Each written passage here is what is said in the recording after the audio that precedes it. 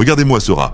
Au moment où son adversaire lui tourne le dos, ce lâche lui assène un coup de pied bas et humiliant en plein dans les fesses. Le nom de ce minable est Timur Lucky Fartboy. Il provoquait délibérément chaque adversaire qui se dressait devant lui, essayant constamment de les faire sortir de leur gond. Pour lui, les coups bas et les attaques sournoises étaient tout à fait normaux, juste un autre sale tour qu'il n'hésitait pas à utiliser. Quand il a rencontré l'Iranien à lunettes, son arrogance a crevé le plafond, il n'arrêtait pas de foncer sur son adversaire, essayant constamment de le provoquer et d'obtenir une réaction. Et puis, attendant le moment parfait, il a lâchement donné un coup de pied à son adversaire. Malgré un geste aussi pourri, l'Iranien est resté calme et a gardé son sang-froid. Mais ce n'était pas si simple. Ce gars à lunettes s'appelle Ali Hayati et il est tristement célèbre pour faire équipe avec son frère Muhammad, agissant comme les principaux provocateurs publics.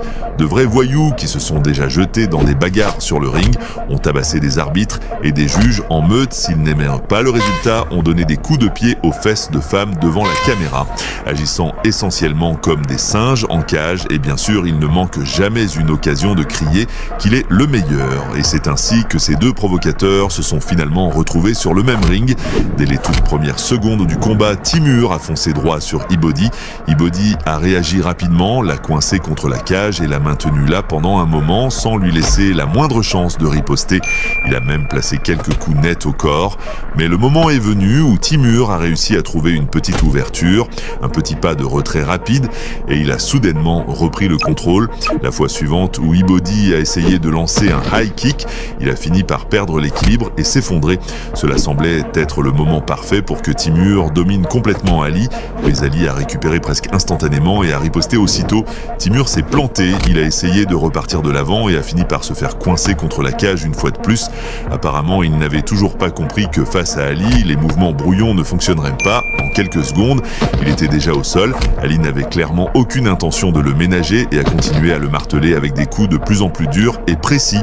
Dès le début du deuxième round, cet idiot se fait piéger exactement au même endroit pour la troisième fois et se retrouve à nouveau sur le tapis. Ali le cloue au sol à nouveau, s'assurant qu'il ne puisse pas s'échapper tout en faisant pleuvoir des coups lourds et précis sur sa tête. Il se débat, essaie de se dégager, mais le contrôle d'Ali est brutal. Coup de coude, petit coup de poing, Ali le maintient au piège. Ensuite, ils commencent à rouler sur le tapis, luttant, basculant, chacun essayant de prendre le dessus.